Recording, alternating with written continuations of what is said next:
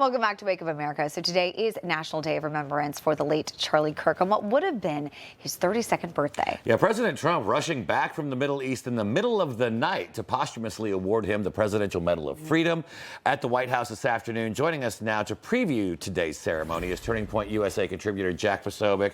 Jack, it's great to see you, my friend. I mean, this event shows the ongoing impact of Charlie's life on our politics, on our faith, and I would say on our nation. I mean, what does today's honor of Charlie mean to you?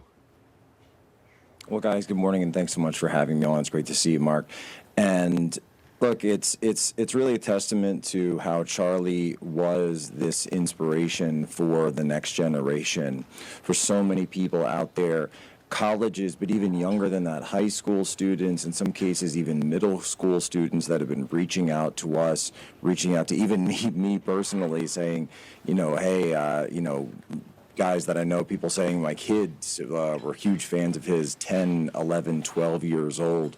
The impact this has had on Gen Z, and particularly even Gen Alpha he's reaching into, I think is far, far deeper and far more impactful than anyone can really understand at this point. And so the fact that the President of the United States turned and came all the way back from Israel, from Egypt, from this incredible Middle East peace deal, just to keep his word to Erica, to keep his word that he gave her, that he would provide and present this Medal of Freedom today, is a real testament to the word of the President of the United States being something that he is going to stick to no matter what. And he's moving heaven and earth, and he's done so. He arrived, I believe I saw a post from Dan Scavino that he arrived back at the White House around 3 a.m. this morning.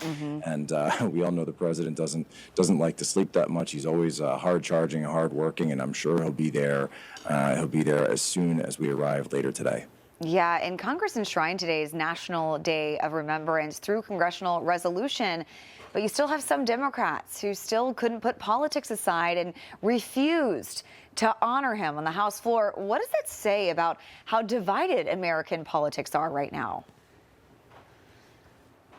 It's really unfortunate. This could be a time where we put politics aside and we say that there's certain things that we're more than happy to debate about, but there's something that we should agree upon. And what we should agree upon is the American system of free speech, of debate in the public square. And what is the modern public square? What is more of the public square than a college campus? That's what Charlie was all about. If you disagreed with him, he would say, come right to the front and let's have it out. Literally, the title of it was Prove Me Wrong. And he would bring people to the front, and he was never disrespectful. He always let people say their intentions and say their beliefs and bring their facts out, and he would challenge them on the issues. He never raised a fist in anger. He never made it personal, and it was all about that discourse of ideas. And I think that this attack when Charlie was murdered, it really was an attack on not just Charlie and his family and this movement, but really the ideals that make America what it is.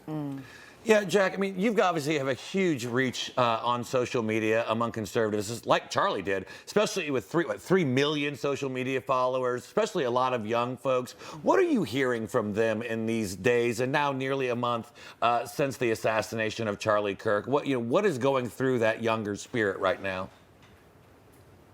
Well, I think there's a lot of people who are obviously very upset. There's people who want answers. There are people who want justice for Charlie Kirk. People want to know exactly what happened on that campus at Utah Valley University, but also an understanding that there are people in this country who are more than willing to use violent ends to achieve their means. And when they can't win at the ballot box, when they can't win in the public square of ideas, they then turn to something like this. And we've seen those very same forces used against our ICE officers, used against police, used against law enforcement all across the country. And there's so many people turning around saying it, coming to us and saying, number one, are we going to be safe when we go to these events coming forward? And number two, will the federal government come in and crack down on these violent forces? And I will have to say, though, even in the face of that, we've received at Turning Point's tours thousands upon thousands of students showing up, even in spite of these disgusting, violent tactics that have been used against Charlie and used against us.